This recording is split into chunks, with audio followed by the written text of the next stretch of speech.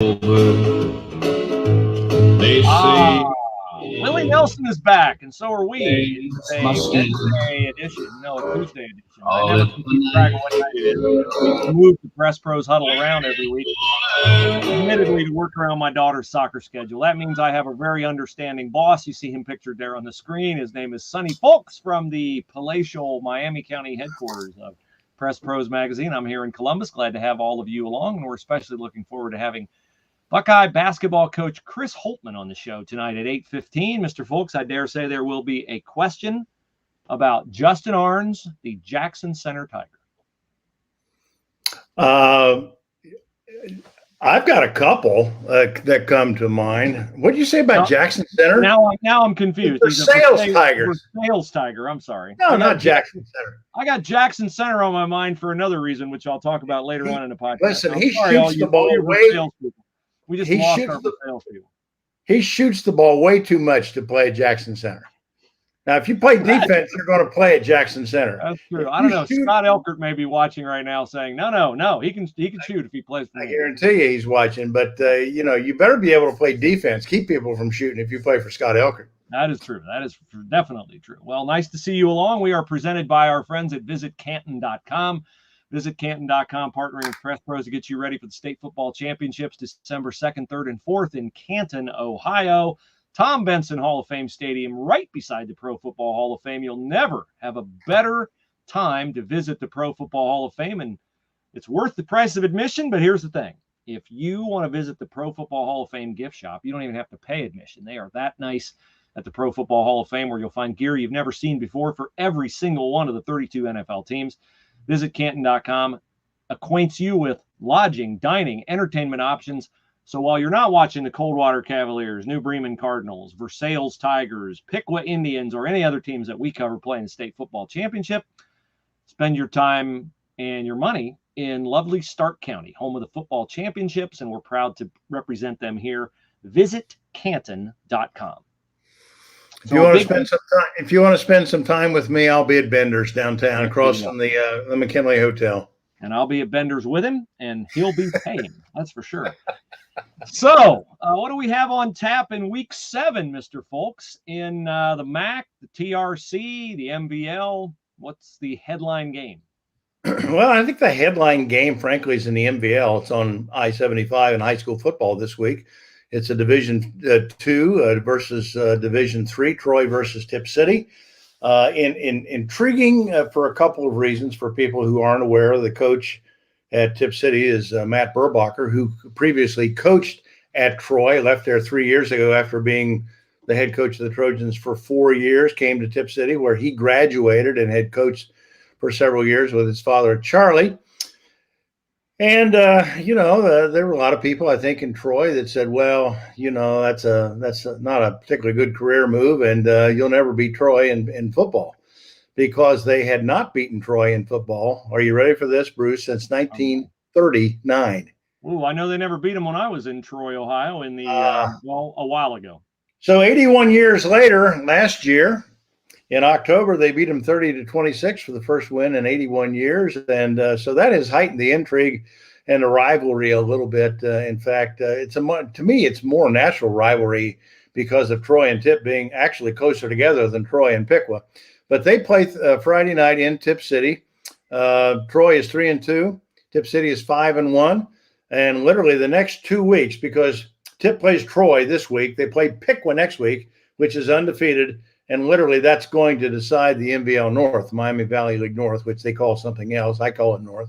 But it are the northern schools in the Miami Valley League. And that's going to decide league championships and go a lot toward seeding in the postseason playoffs. So that's one game of intrigue. The other, I think, is over in the MAC. And a game that I'm going to see personally, Coldwater at St. Henry. Coldwater, of course, is undefeated. They're ranked number 1 in Division 6 in the state of Ohio. St. Henry, I think, is now 4-2 on the season. We have seen them this year. They're a talented football team, a team with size, a physical team, but a team that up until 2 years ago had not beaten Coldwater in something like a quarter century. That's not exactly right. It's 20 some odd years. but I was there for that game that night. And that's a very hot rivalry. The two towns are like 4.5 miles apart on Ohio Route 118. So I'm looking forward to seeing that because St. Henry has a lot to play for. Coldwater always has what Coldwater has to play for, which is pride and reputation and legacy. So I think those are two outstanding games. The other game of interest that if I were like that old episode of Superman, now you're too young to have watched Superman, the original Superman, but there was an episode one time where Clark Kent, Superman, aka Superman, literally divided himself so he could be two places at one time, but he was not near as strong as he was united. If I were that kind of guy and I could be in two places at one time, I would want to see Arcanum at Tri-Village on Friday night. Arcanum's undefeated, 6-0, racking up a lot of yards behind Bryce Schondemeyer, quarterback, but they haven't played a team as skilled and as talented yet as what Tri-Village this week or Preble Shawnee next week. Two very physical teams, talented teams that can frankly go out there and say, throw it all you want, we can play with you. So I think those are the three marquee games that come to mind in my part of the state. You speak about yours. Well, in Columbus this week, we have three headline games that I would keep my eye on. We have the highest ranked team in Central Ohio, your Upper Arlington Golden Bears, which laid waste to Hilliard Bradley last week by a final of 35-6. The Bears are at Olentangy Liberty, which has won, I think, 5 of 6. Liberty's now, or maybe it's 4 of 5. I'm sorry, it's 4 of 5 because they are now 4-2. They lost their season opener and then won and then lost, but they've won since. So 3 in a row for Liberty. They're coming on. So Arlington goes to Liberty. Also Marysville, which I'll take back what I just said about UA because Marysville's ranked a little bit ahead of them. Marysville last week with a thrilling overtime win over Hilliard Darby. Marysville comes to Dublin Jerome. And we also have a team to keep your eye on, a team nobody said too much about until they handed Darby its first loss of the season, the Gahanna Lincoln Lions. They are supremely talented. Two big-time offensive tackle prospects, both over 300 pounds, and they are athletes and some really good players on the defensive side, too. So Gahanna Lincoln is at undefeated New Albany. New Albany plays two quarterbacks. They can run it. They can throw it. They put up a ton of points. This will be New Albany's toughest game. That one will be worth watching, and we will be covering that one. In fact, our Steve Blackledge will be covering that one. So some really good games in Central Ohio this weekend. You know, it's that. We'll also be covering, of course, the Ohio State Buckeyes at your Rutgers Scarlet Knights in beautiful Piscataway, New Jersey. It's funny, isn't it? When the Cowsills wrote that song about Indian Lake, they didn't write about Piscataway. Indian Lake, Ohio, but not Piscataway, New Jersey. No, they did not write about Piscataway, New Jersey. Indian Lake is a scene you should make with your little summer sun. In the summer sun, yeah. Just keep it in mind if you're hoping to find. No, it's just keep it in mind if you're hoping to find a place in the summer sun. That's right. Excellent. Very impressive. Indian Lake. Who sang it? Who sang Indian Lake? The Cowsills. The Cowsills sang Indian Lake. Yes, they did. Very good. Yeah. Well, when you're from Logan County and you only have one hit song ever written about Logan County, you have to know what it is. All right, Sonny, let's review the games of week 6. Coldwater stays unbeaten. I got my first look at Carson Graysock of Upper Arlington. He is legit. Fast, big, powerful, and nasty. I think the OCC Player of the Year among the top 3 vote getters will be Blake Horvath of Hilliard Darby and Carson Graysock of Upper Arlington. How about MAC Player of the Year? Who's your early candidate? Would that be Danny Homan of New Bremen? No, it would be his brother, David. David Homan, okay. David Homan, a junior quarterback who played in the secondary last year and some wide receiver. I think established last week against a very good, and I want to make that point because I had a couple of people question the game story from last week, said, gosh, it sounded like you were a little more impressed with New Bremen losing than you were with Versailles winning. That's not the case. Versailles is a very good, talented, well-coached team under Ryan Jones. You know that. You know their qualities. You've seen them. But David Holman, as a junior quarterback, just has that knack of making plays and making people miss. And they took the running game away from him. He only gained, I think, 28 yards on 13 carries last week, and he had to throw the ball, which he did for 230 yards or something like that. I mean, he just he willed them into that game. They're down 24-12 in the second half. They come back and score, and Versailles wins the game 24-19. But it was contested throughout, and it was contested largely because, as his coach Chris Schmidt said, he just kept making big plays, one play after another, and the opposing coach at Versailles, Ryan Jones, whom you and I respect enormously. off the charts. Yep, off the charts. Said that kid is a hell of an athlete. And I would, to answer your question, I would say athlete of the year in the Midwest Athletic Conference. Certainly the most dynamic player of the year is David Holman. And I think he's picking up support every time he goes out and plays. Now, you know how this works, though. New Bremen has 2 losses in the MAC. Can they afford another if David Holman is to be a strong MVP candidate? Or does that award always go best player, best team? It doesn't go to best player, best team with people like me, because I recognize guys like him. Hey, if they didn't have him, they might be 2-4, not 4-2. It's like the old saying about who is most deserving of the most valuable player award in baseball. Well, there have been years when media decided that. There have been other years when honestly the guy, and realistically the guy who makes his team a better team is in reality the most valuable player. And I think that's what you look at. Guess who this is? You see? That's Coach Holtman calling. He's having some video trouble right now. So I don't know if he's watching while he's calling. And I interrupted the show. But we're trying to get Chris Holtman. I'm sure he'll be connecting here soon. See, the good thing about having Chris Holtman on the show, Sonny, is if he has technical issues, he has a video guy he can call and get connected. Yes. You don't get that one in high school. No, you don't get that in high school. You don't get that in Division 4. No, you don't. So we will have Coach Holtman, I think, pretty soon. We got a question on the web from Keith. He says, hi from South Florida. Thoughts on 3 MAC volleyball state champions again? New Bremen has the toughest challenge in New Knoxville, always a neighborhood shootout. We had Diana Kramer on the show last week. We didn't dare bring up state championship with her, but everybody knows that's New Bremen's goal. And they got the Final Four last year, just came up a little bit short. Well, Chris, to your question, there are 4 teams in the MAC right now that have, I think, have distinguished themselves. One's New Bremen, certainly New Knoxville, as you say. Coldwater. I've seen them play at their best. I've seen them play slightly less than their best, and they got beat by New Bremen last week. And I saw your comments about that particular match on our Facebook page, and appreciate you chiming in. And then, of course, I don't think you ever overlook what Trish Rosenbeck does with St. Henry over there. A very well-coached team, talented team, young team. The thing that I think that if you're asking that sets them apart, New Bremen, I think, has more – New Bremen and Coldwater. Now, they're not in the same division. New Bremen's 4, Coldwater's 3. Those 2 teams, I think, have superior depth. New Knoxville they put their 6 best out there, and I don't know how much they have behind them.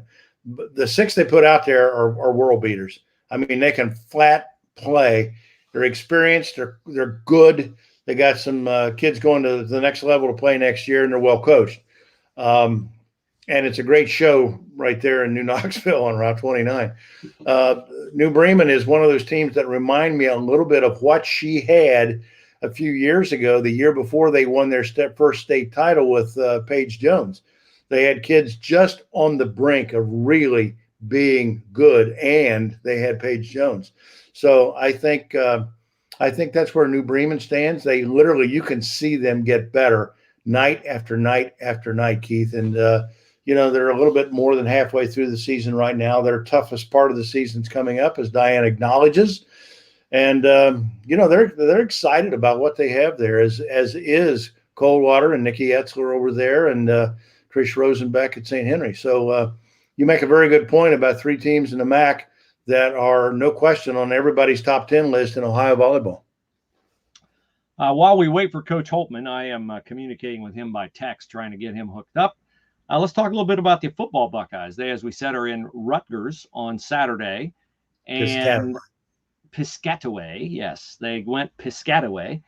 And Kyle McCord played quarterback for OSU in its rout of Akron. That one unfolded as expected, except I don't think we thought Akron would jump out to a 7-0 lead. I think what came out of that game was something very good, although it was not what people wanted to come out of that game. And I think what came out of that game, Sonny, is that C.J. Stroud is your quarterback. I saw no reason to change quarterbacks based on, and that's not a knock on Kyle McCord. I just think go with the guy who started 3 games. Chris Stroud is fine. If he's got a sore arm and that heals up, CJ, not Chris. CJ Stroud is fine. If he's got a sore arm and he heals up, he's my guy because he strikes me as being the more athletic of the two. Strikes me if he wants to pull the ball down and run with it, he can. The thing that came out of that game to me is how much talent they have on the field. Yeah, I know they got some young kids that are on the job training. I'm not the least bit concerned by the time they play Rutgers this week, and that's not going to be easy because Greg Schiano is a great defensive coach. He's going to have the wagon circled by the time they get there. Well, he pulled out every trick play in the book last year. By the time they play them, by the time they play Maryland, they get a few more reps. They're going to be just fine by the time they play the competition in the league this year. I know they got to go on the road at Indiana, and Indiana's talented. They've got good people, and Penn State's the one everybody's pointed toward, and, of course, Michigan at the end of the year. I see no reason for people to sit and wring their hands. They've got a lot of talent on that team. And when you got a guy that you can turn around and say, hey, Travion, carry the ball, go do what you do. Yeah. Seriously, fans, you can't know what he looks like from the stands.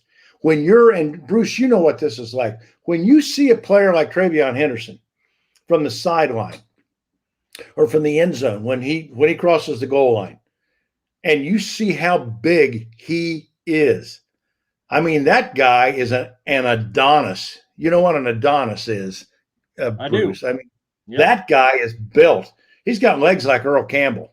And you take him and you take Mayan Williams and some of the other talent that they have, and that receiving core is an embarrassment of riches. I'm not the least bit concerned about them.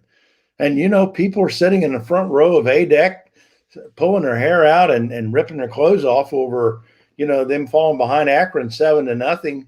Seriously, all you got to do is just stand the two teams up side by side, watch them warm up, and you knew the outcome was going to be 59-7. So they're going to be fine. I'm not concerned. I watch teams like that sometimes in situations like this, and I think of the journey, not the destination, because this team is too big, too fast, too talented, and too well coached, frankly, to sit there and wring your hands about. Well, a couple things. Number one, they're young defensively. They're not going to be a great defensive team. Against a great offensive team. They're not going to be a great defensive team. They're not going to hold a good offensive team to less than 20 points. They're just not going to do that. They probably are going to have to win games by a smaller margin than Ohio State fans are accustomed to winning games. You've been spoiled with Urban. You've been spoiled with Ryan Day. And a win still counts if it's by less than 4 touchdowns. So, you're going to have to scale your expectations down for maybe Rutgers, although I think the Rutgers game will show us that Michigan is not the threat that a lot of people perceive Michigan to be through the first few weeks of the season. I could be wrong. They've beaten 3 mutts. Yeah. So we'll see. I think Maryland always has some talent. Mike Loxley does a nice job recruiting. They'll have some players. They'll make some plays. At Indiana, Indiana's not a deep team. So is Michael Penix hurt then? Do they have a couple defensive starters hurt then? If so, you probably win that game comfortably. If not, you might have to break a sweat into the second half. Penn State will be a little bit of a struggle. I'll believe James Franklin can manage a game and win it in Ohio Stadium when I see it. And from that point on, they'll be fine until they get to Ann Arbor. And by that time, we'll know whether Michigan is or isn't a threat. So I think Iowa's probably the team right now in the West that looks the best to me. I'm not sure Iowa's a very deep team. If Spencer Petras gets hurt, if their tailback gets hurt, could be an issue. But right now, Ohio State's got a long time to build into the kind of team that it wants to be. They don't look like a national championship team to me, but look, would you rather be Clemson? Would you rather have 2 losses right now? Have your best defensive player, Brian Bresee, out for the season? Not be able to run the ball? Have your tailback, Will Shipley, hurt? I mean, look around the country and nobody other than Alabama looks like a world beater. So relax. Again, I say, why this? Why? Well, because why they're used to. You're used to blowouts. People, my family wants blowouts. They want, if they watch football, Ohio State, they want blowouts. No drama, no stress. Me, I want to watch 21-20. I want to see them win on the last play of the game. I like that. It's no different than basketball or baseball or any other sport. You want to be entertained. You want to see a competitive situation. And, people are spoiled. They're used to watching them play teams like Akron and beat them that way.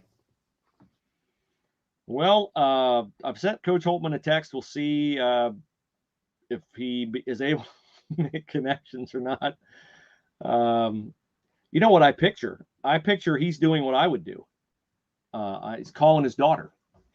Come help me figure this out. Yeah, but she's quite a bit younger than my daughters are. I've interacted with Chris on Zoom calls before, so I'm not sure what the issue is, but hoping we'll be able to hook up with him here soon. Let me tell you something. If I can take StreamYard and take that link that you give me every week and plug it in and get here, literally, I am a John Wooden of podcasts. Yeah. Speaking of, did you know Mike Krzyzewski was in his last year coming up? Yes. I had forgotten that, I guess. Well, I had a bunch of things I wanted to ask Chris tonight about the Overtime Elite, which is like a pro league for high school kids. Name, image, and likeness. We know what Ohio State football players make off name, image, and likeness. What can Ohio State basketball players make off name, image, and likeness? I think it's the oldest team he's ever going to have. He's got Kyle Young, who's a fifth-year guy. Arns is a senior. Seth Towns is in his 4th year of college basketball. Justice Suing is in his 4th year. A lot of experience on this team. But what we need right now is a video guy to show up at Chris Holtman's house and get him connected. And there he is. I said it, and there he is. How about that?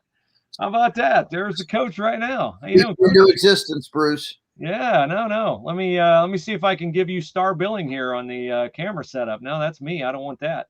Yeah. So thanks so much. We'll just stick with this one. How are you tonight? My video guy was on the treadmill, so I had to try to navigate this for a minute until he could get off the treadmill and help me here. So yeah, I have a school issue computer, and sometimes they don't always support Google Chrome and all these other things. But anyway, we got it working. Chris, isn't it funny? And I saw you in the Horseshoe a couple of weeks ago, and I introduced myself, and I said, "Hey, I'm going to see you soon." And lo and behold, we are. That's right. I think it was maybe just last weekend, wasn't it? Maybe just like last weekend. Yeah. Funny how life works. We were there with a bunch of recruits, and as we always are on football weekends, and a beautiful night, man. A beautiful night in the shoe. Gorgeous night for football. Take us through. We can talk some team stuff later, but we kind of want to talk some stuff that maybe fans don't get much information on from time to time. Take us through a typical recruiting weekend. What you do, how much the families are involved, whether it's your coaches' families, your own family, what you try to do to give kids a glimpse of campus. A lot of them, have been there before. Usually I would think it's not the kid's first visit. No. In a lot of cases, some cases it is, but usually the cases where it is, Bruce, is you're at the tail end of maybe his recruitment, and maybe you're recruiting a kid from out of state, and he's coming and he's a senior. We had a big commitment here this week, and it was his first time on campus when he came a couple weeks ago. But typically, you're right, guys that particularly in state that you've recruited, they've been on campus for a few times. Listen, they are wall-to-wall, all-day weekends. No rest. You are entertaining from Friday afternoon when they arrive until Sunday afternoon when they leave. And on days when you have a Saturday football game, you might have an official visit or two, and then you're going to have on top of that as many as 8 to 10 unofficial visits, and you're trying to meet with all of them. And it's a blur, honestly. It is an absolute blur. There's very little time. The days are typically from about 7 to about 10 or 11 at night. So are you allowed to, we always see these kids with pictures of themselves in jerseys and stuff like that. Is that photoshopped, or are you allowed to give a kid a uniform and announce him in the arena and do the Jumbotron picture and all that stuff?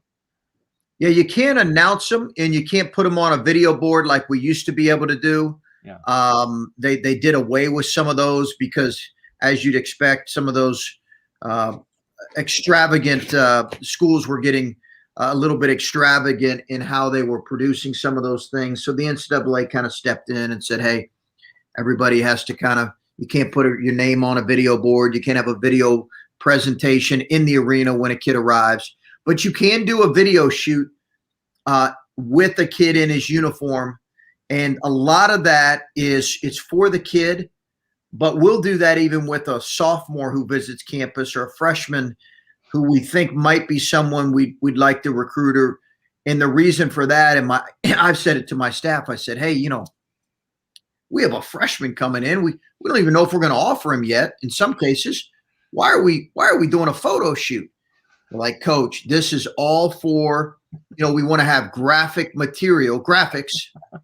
want to have graphics to be able to send to their phones, throughout the next couple years. We need to have material. So all of the different poses. So I'm like, okay, so be it. We got a lot of photo shoots going on Saturdays. I'm willing to bet that nothing like that ever happened in Nicholasville. Am I right? No, none of it happened. None of a lot of what I've experienced as a high major head coach happened in Nicholasville. Nicholasville was much more of a simpler life than the one I've experienced now. I'm blessed to have enjoyed both different lives that I've led here, but yeah, much different. I'm referring to Nicholasville, Kentucky, which is your hometown where you went to Jesuman High School. Yeah. And I'm dying to know something about Nicholasville because I'm coming to you from Covington, Ohio tonight in Miami County, about 2,200 people. How big is Nicholasville? And tell me something about it. Oh, Nicholasville is a small town right out. I don't know what the exact population is, but it's a small town right outside of Lexington, Kentucky. My dad moved there. He was an optician, meaning he fit people with eyeglasses, contacts, some of those kind of things. He built a business on his own. He had worked for a number of years. We grew up very, I would say straight middle to really maybe. Whoops, did I lose you? Nope, you're good. Okay. No, we're good. Middle class. And, I think in a lot of ways, it was great to see my dad work and build his business. So we moved right outside of Nicholasville, and it's a great small town, very much a rural town. It is. It's a rural, my wife and I went, and I took my daughter back there for the first time. I hadn't been back to the high school in 25 years. We went back last weekend, and my wife was like, whoa, this is country here. Yeah, this is country here. And I said, yeah, I'm a city kid now, but I grew up country, that's for sure. So it's that kind of a town, but close enough to Lexington that's you can enjoy a little bit of both. It was a really, it's a great last, 3 years of my education in high school. So what's the separation mileage-wise from Nicholasville to Lexington? Oh, 5 minutes. 5 miles. We lived right on the outskirts of basically of Lexington. So, for us, we were just along the Nicholasville border, and for me, it worked out great because the school had never been to a state tournament. And in Kentucky, they play one state championship. Everybody plays one state championship. It's one division. We got to the Sweet 16, the state tournament. My senior year, and it was a phenomenal experience. we had the whole town travel to Louisville, and but it's really close to Lexington. So, Coach, I like to ask coaches in your position this question. There is so much that goes on with being a college coach in any sport, baseball, football, basketball, it doesn't matter. More than just the fact of X's and O's. If you ever miss the simplicity, and you used that term yourself a moment ago, of coaching in high school, playing in high school, and just that thrill of teaching a kid pick and roll, ball you man, matchup zone, and watching his face light up the first time it works for him on the court. Do you ever wish that there's a time when you could just step back in time and experience the simplicity of coaching kids who are just a sponge to learn like that at that age? Well, I think that's what you hope to try to have at whatever level you get to. Obviously, there are different trappings at any level, and I think for us, we've tried to recruit a group that is really, really coachable. But I think anytime you're coaching small college or high school, there is a simplicity to your job. Now, it's not an easy job by no mistake. Like, college coaches at every level have challenging jobs. High school coaches at every level have very challenging jobs. At the end of the day, it still comes down to a trust and a connection between you and the player in terms of how receptive they're going to be. How much do they trust you? What's your relationship with them? And do they believe that you have their best interest at heart? I think that's the foundation for any positive relationship when you're talking about coaching. But certainly, when I was at Gardner-Webb, I coached a small Division I, and that's different, much different than coaching at Ohio State or Butler. And there are blessings to being here for sure, but it's just different. It's different. And I think there is a purity. I just returned from my college coach's funeral, and it was a profound day for all of us. I was honored to be one of the speakers. And when he's a guy who spent 30 plus years in the same place, the same university, coaching and teaching. And that's really what he was, a teacher. He taught physical education and coached for 30 plus years, won over 700 games. And, there is a real kind of purity to something like that. Mm-hmm. There really is. And again, there's blessings to every level, but it's different. You got pinnacle of the college game at a pretty young age for a coach. You have a young daughter. You could be at Ohio State a while before she gets out of school. You've obviously, the history of the Big Ten, where guys have been in the Big Ten. There have been guys like Bob Knight, Gene Cady, Bo Ryan, who coached a long time at a place. But the physical demands, mental demands that you undergo to do this job. How longevity oriented are you? How longevity minded are you ever, just in a short span of time? Do you ever think about that? You're off to a phenomenal start here. I know there's more you want to do. There's much more. I feel like, we're at a place right now where, and Bruce, you and I've talked about this, we're at a place now where we took over a program. I've raved about the Thad Matta era, because I think so many of us love what he was able to do.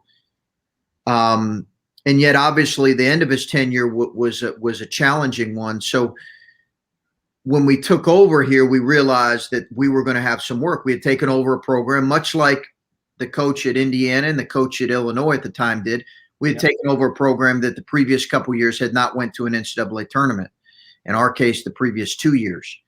Our first 2 years here, we were picked 11th and 8th in the conference alone out of 14 teams.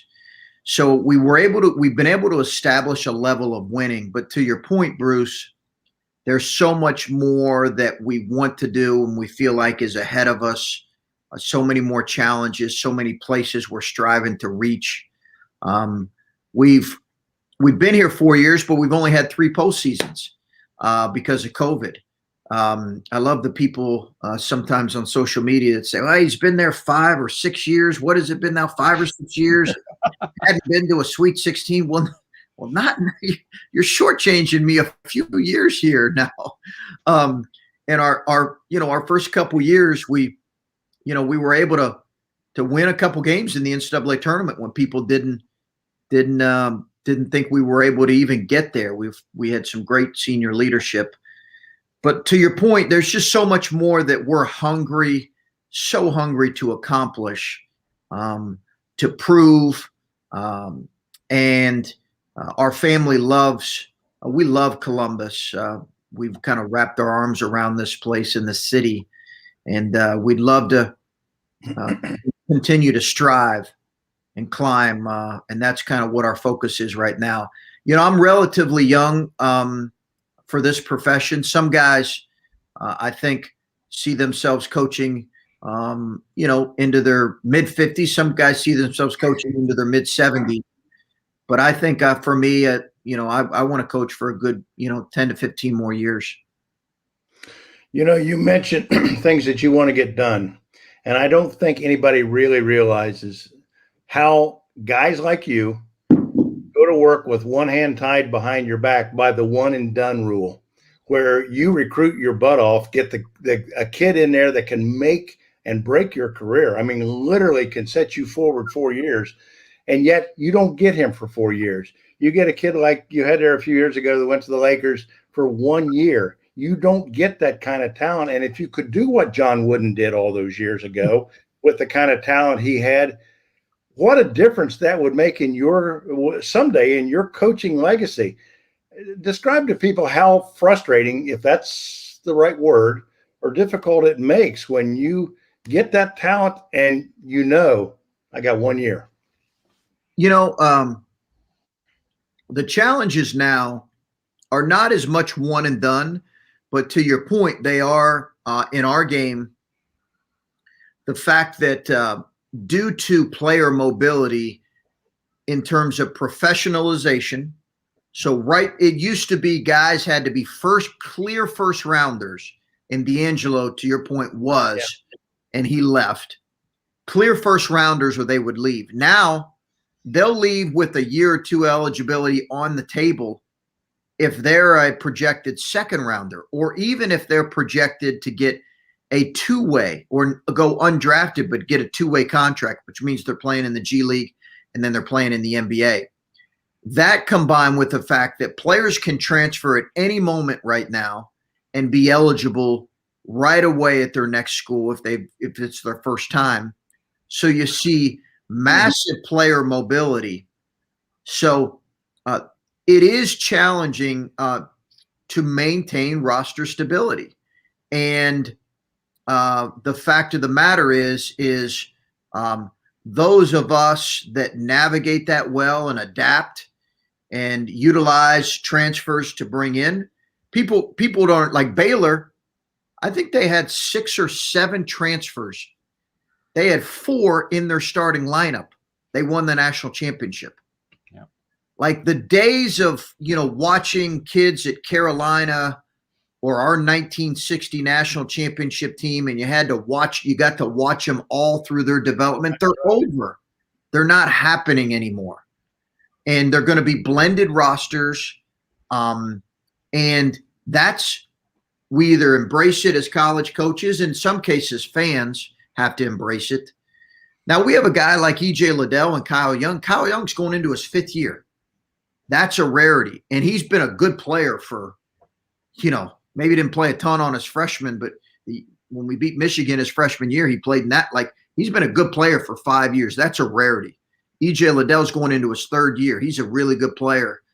So, there are some of those guys still around, but it's just you're not going to have a team full of them. Yeah, and you're in this weird era where everything about how you do what you do has changed. I've said many times, like Thad, you are, and every coach who succeeds sooner than expected becomes a victim of their early success.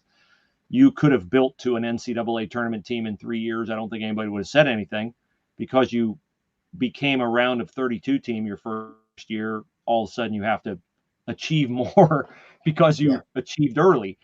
But now you've got, as you see, you got to recruit your whole team again. Yeah. Every year, you got to convince them to stay. You've got name, image, and likeness. You've got overtime elite coming in, which I don't even think most fans know what overtime elite is, but I know high school players who sign 6-figure contracts. It hasn't touched you yet. It's a matter of time. It will. You'll have a kid who will break your heart by going overtime elite. So let's just touch on name, image, and likeness. It's been pretty lucrative for some of the football players. Do you have a picture yet of whether we're going to see the same kind of social media posts with your guys getting cars, things like that, or will that be something that happens closer to the season? I think it'll happen, Bruce. I think it'll happen. I think some of it's in the works right now. Some of it's happened that maybe hasn't been put out there as publicly, but I think some of those things will happen and have happened, and I think are in the process. And as the season gets closer, I think more deals will be in the works. And that's another thing that we've tried to embrace as a group and as a coaching staff, and adapt to, quite honestly. And I think it's a common question you get in recruiting right now is what's your policy, what's your feel, how can, not every kid that's not going to be their first question. And honestly, we're probably not going to recruit kids where that's their first question, but it's important to every kid. And I think there is a balance there, but the bottom line is you want kids to be able to, like I want an EJ Liddell who's earned the right based on his performance on the floor, Kyle Young, to be able to enjoy those things that are now, now things that they can enjoy legally. We could make the argument that some schools were using name, image, and likeness before that was actually allowable, but we won't go down that road. I think it is different, and it is. Coaches will tell you, Roy Williams probably knew it was time, but I wonder, and I think many of us probably know that name, image, and likeness, just how different it is, but even more so probably the transfer portal maybe drove him out a year or two before he would like to go. What an incredible career he had. You're right, Bruce. It's really unique, and we actually have been touched by overtime elite. We have a phenomenal recruiting class coming in right now, but several of the kids we got really deep with right now. As a matter of fact, we have one of the best recruiting classes in the country in this next class. But a couple of guys we went really deep with was a real consideration with overtime elite, and ended up muddying the waters a little bit. Hey, Coach, I want to talk for just a second before we get away tonight about high school basketball again and high school coaches, because I really admire, going back to my point earlier about teaching. And all coaches are teachers. It's the same as whether you're coaching basketball or math or English. But across the state of Ohio, I have great relationships with guys like Carl Kramer at Moeller. These guys, and Scott Elkert and Joe Staley at Chaminade Julian, and people like that, Norm Pearson down at Oak Hill. And I just wonder what you think about, and you recruit the nation. I mean, you have a national imprint in recruiting. You have to in the Big Ten. But what you think about, your opinion about basketball in general in the state of Ohio, because Bruce and I go to the state tournament every year. You go to the state tournament every year. We see some phenomenal coaching jobs, guys who prepare their teams. Maybe not the most talented teams, but they get them there because, as you say, that trust and that relationship between coach and player to say, hey, I have your best interest in heart. I know this is going to make us successful through you. And just what's your opinion of Ohio basketball in general is, given over what these guys that are out here in the high schools are able to do with these young men? Ohio is a phenomenal state for high school playing and high school coaching. And I think we have some terrific AAU coaches as well. But to your question about high school coaching, it's phenomenal in this state. The guys you mentioned right there are terrific coaches, and you could rattle off 10 to 20 to 30 more in and out of this state, or excuse me, up and down this state and across this state, where you would say, I mean, phenomenal teachers, and have created an incredible culture, healthy culture within their high school program. I have tremendous amount of respect for the coaching in this state and the way that a lot of those coaches have led their programs for a number of years. You know, part of the reason that I did decide to come here was I just felt like we could recruit Ohio kids every year and they would fit our program because of how they had been coached in high school. And it was a factor, honestly, to me in coming here. I just felt like that fit me. Like the kind of guys that we were going to want to coach, you know, you could find in this state. Listen, I got tremendous respect. Our staff has tremendous respect for the coaching in this state. All right, let me give you a couple rapid fire, and then we'll get you out of here so you can enjoy your evening with your family. We got to get something quick on Justin Arns because Justin's a guy from our area. So for the people in Versailles, what do you expect out of Justin this year? Great kid. I'm excited about it'll be his final year. I think after this, he'll professionalize. Great kid. I mean, elite shooter, has worked at his game and really been a productive player these last couple of years. His sophomore and junior season, was his best, and I expect him to build upon his junior season. If you ever have a half hour where your wife and daughter are away and the television's on and you got to watch a sitcom, what sitcom would you watch all time?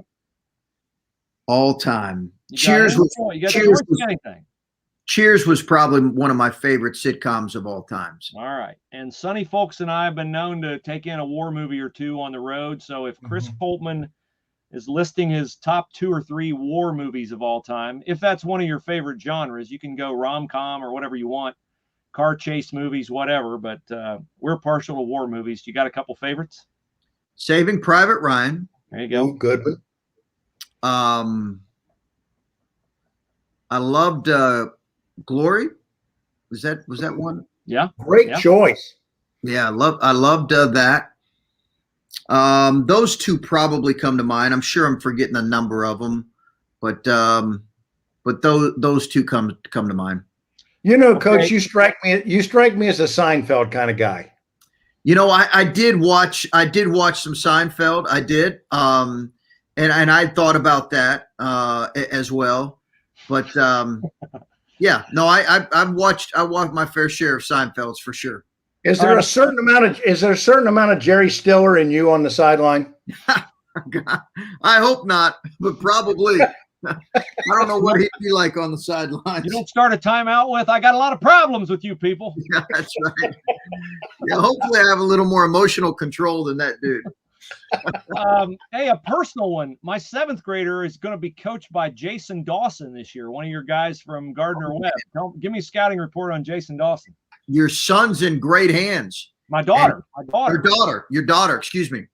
Sorry, this is my pup here. He likes to always make an appearance here nice. on all of our podcasts here. But your daughter's in great hands. Jason's a really good coach. He's a tremendous skill workout guy too. Yeah. Right now, he works out a lot of the best players in the state of Ohio. He's a terrific guy, terrific family man, really good at skill instruction, and a really good coach. He's in great hands. Okay, final question, and this is the most important one from my perspective. If the season started right now, would I have to wear a mask covering a game at Value City Arena? You know what? It's funny, this mask, I will honestly tell you, I hope not. I hope not, but those are decisions that are far outside my control. I don't think the Big Ten is going to put a rule in place. I don't think so, Bruce. I just put out a random tweet the other day about with my daughter, and we were at a football game, and we were just, it was a National Daughters Day, and I didn't even realize because we had recruits all around. And Lori said, my wife said, take quick pictures. So took a picture of my wife with my daughter. It was a great picture. Beautiful night, sunset, clouds in the background. Well, she had a mask on. Well, you'd have thought the world was coming to the end with a couple of these replies in the tweet. And I'm like, can everybody just settle down? Like, I didn't even realize she had it on. I didn't ask her to have it on. I didn't force her to have it on. But I'm hoping that we will be able to utilize all the tremendous voice and vocal cords and yet remain really safe. We need that in the shot. So fingers crossed that you'll be able to speak and mouth freely this season. It'll be nice to ask you questions eye to eye. That'll be great. Yes. Thanks for doing this. We really appreciate it. You're doing a great job, and I look forward to seeing you down the road and watching your team play this year. Sounds great, guys. Great being with you. Thanks. Really so much. appreciate you sharing your time with Press Pros. Thanks, Coach. Thanks, guys. A good night. Chris Holtman joining us. Good man, doing a good job. He is a victim of the success that he's had so far at Ohio State. I mean, look, he didn't want to lose to Oral Roberts either. I get it. Everybody was upset about that one. It was a bad matchup. And to your point on the tournament, Sonny, that's why it's so hard to go deep in the tournament. You can have a great team. You get a bad matchup. You play 4 games in 4 days at the Big Ten tournament. Everybody's excited about that. Your legs are shot when you play Thursday afternoon in the NCAA tournament. So a lot of it is skill, a lot of it is talent, a lot of it is matchups, and a lot of it is luck. I can't imagine anything job tougher in basketball than, frankly, coaching when you recruit to get the guy in that can make a difference for you in your program, in your coaching legacy, in frankly, in your standing nationally, with where, in terms of helping you recruit into the future. You put a team together and the nation is watching that team for 4 years, except you don't get that team for 4 years. You get it for 1 year. And this whole business of one and done makes it so hard and so frustrating because he said the word is stability, program stability. It's just not there anymore. Those days of John Wooden, what he did back then, those are gone. It'll never be that way again. I don't think it'll be that way again. But I sometimes think, and you and I know young people, I don't always know. I'm not always believing that it's the best thing for somebody to be one and done and have the opportunity to move on and start your career as a professional and your earning career and all that kind of thing to run. I just don't. I still believe in education. I know what 4 years at Ohio State University did for me. I'm sure you know what 4 years at Ohio State University did for you.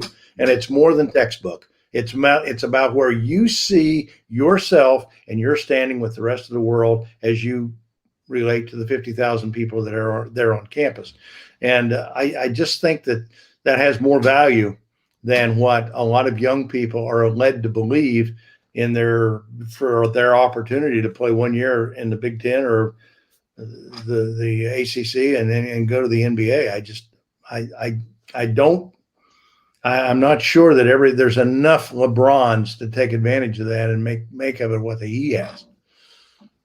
Well, it's so hard to get a kid to understand that the back end payoff 20, 30 years down the road from playing that extra year at Ohio State pays for itself time after time after time in the Columbus business community. You and I know plenty of athletes who some had All-American careers, some had pretty modest careers, but they're very successful business people in Columbus because some company valued the time that they spent at Ohio State and they didn't leave early and they didn't look for the next greener pasture. And that's not an indictment of Dwayne Washington. It's not an indictment of Michael Redd. I thought Michael made a mistake when he left Ohio State after his junior year, but Michael made himself into a great player, signed a $90 million contract in the NBA, worked out for him. I don't know if it worked out for LaQuinton Ross. I don't know if it worked out for Deshaun Thomas. I'm sure they're making money, but it's a vagabond lifestyle. So I wish Dwayne well. I would selfishly would have loved to have seen him come back to Columbus this year. In prior years, as Coach Holtman mentioned, you'd never leave if you weren't a first-round pick. But Dwayne was gone from the minute he got a taste of the NBA pre-draft camp. He was convinced he was a player, whether he played to the level of proving himself a player or not. And, now it's a what have you done for me lately business, because in addition to playing time, coaches can dangle name, image, and likeness deals and all kinds of stuff. So they've turned college basketball into full free agency, and college football less so, because I think it's harder to come in and play right away. You can kind of spot an opening in college basketball and envision where you're going to play. So we'll see how coaches adjust to it, but he's got a very experienced team this year, and they should be a lot of fun to watch. So how about the Great job, great interview. Want to share with us? Great job and a great interview tonight. I mean, to have a person to be able to sit down and I think we covered some things and that he doesn't get asked that often. And I know people don't get the opportunity to hear him answer. And I thought that was pretty much like sitting in the living room with Chris Holtman and saying, hey, what's your life like? What's your job like? What's sports like now? Yeah. Well, I mean, he can answer questions and does all day about who his point guard is going to be and their schedule and what kind of offense they're going to play and his expectations for Malachi Branham and all that. I mean, if that's fine, and we could ask that if you wanted us to, but I just feel like if you can get that somewhere else, why wouldn't we ask things you can't get anywhere else? And hopefully we gave you a chance to get to know Chris a little bit. I know him just a little. He's not a close personal friend of mine. I have admiration for him as a husband and as a father, and I think he's serious-minded about what he does. I know he cares about his players. He's the kind of coach I want my university to have. And Ryan Day's the kind of coach I want my university to have. And so I enjoy covering Chris Holtman. And it was nice of him to come on. Very nice of him to come on. He's very knowledgeable about Jerry Stiller, too. Yes, he is very knowledgeable. That's good to know. I got a lot of problems with you people. He got a laugh out of that. So we know he's knowledgeable. So there are people who have a lot of problems with you and I, and they use the Reader Speaks column to let us know about it. What do we have this week before we back on out of here and thank everybody for watching us on a Tuesday night? Well, the most, I don't have it here in front of me, but somebody wrote this week and said, hey, look, you've been talking about some teams this year in the area. Are you really serious about some Division IV Milton Union, Division VI Arcanum? Are you beating the drum, or are you serious about these teams, or are these teams legitimate? Really, is it just more hype? I think that's going to be determined. I think the young man who wrote that to us was named Jerry, and Jerry, I appreciate your letter, your email, and I think there's a lot to be determined here in the next 3 or 4 weeks. I wish I had it here. I apologize. I don't have your words to frame your question with, but I think we're going to see in the next. I mentioned here at the outset of the show tonight, Arcanum, a school like Arcanum, who has not had great success in the postseason, is going to have an opportunity in the next 2 weeks to make their case for this year's postseason. They have a couple of teams coming up in Tri-Village and Preble Shawnee where they're going to make their case. Tip City's going to make their case with Troy this week and Piqua next week. In the MAC, that's coming up. Coldwater, Marion Local, as it does every year. New Bremen against Marion Local every year. That comes up next week. So we got a lot of compelling that we write about these teams every week. We've got those compelling games coming up. You're going to see that coverage right here on Press Pros over the next 3-4 weeks. And this is what we live for. It's what we write about, what we prep you for, and what we prepare for each and every year for the 10 weeks through the regular season. Absolutely true. Well, as we get on out of here tonight, we want to thank our friends at visitcanton.com. They are the presenting sponsor of the Press Pros Huddle, and visitcanton.com is your site for finding all the lodging, entertainment, dining options that you will need to know about when you visit Stark County for the state football championships the first weekend of December 2nd, 3rd, and 4th. We've got one game on Thursday night, 2 Friday, 2 Saturday, 2 Sunday. Make sure you go to visitcanton.com, and they got a lot of events going on this fall around fall festivals and beer gardens and things like that. Pro Football Hall of Fame, don't forget that. So visit Canton.com, the presenting sponsor of the Press Pros Huddle. And with that, Sonny, we will allow one of our longest watching and most loyal viewers, Debbie Parker, to say good night, Truman. And Debbie blew it again. It's not good night, Truman. It's Go to Truman. bed. Go to bed. Debbie, try again next week. Debbie, I've got to make a trip to Albany, Georgia. I've got to go down there. I'm peaked about going to Albany. I know it's close to some places down there other places I want to go. We got to get together and go down there, and you and Bill and we've got to make a day trip sometime out to Andersonville and some places like that. So we're going to do that, and I'll be in touch. Very good. Thanks for watching tonight. Thanks again to Chris Holtman. You can watch the replay and enjoy it. Make sure you tell your Press Pros sponsors how much we appreciate their support. We appreciate your support. Make sure you log in every day, several times a day, to PressProsMagazine.com. Good night, everybody.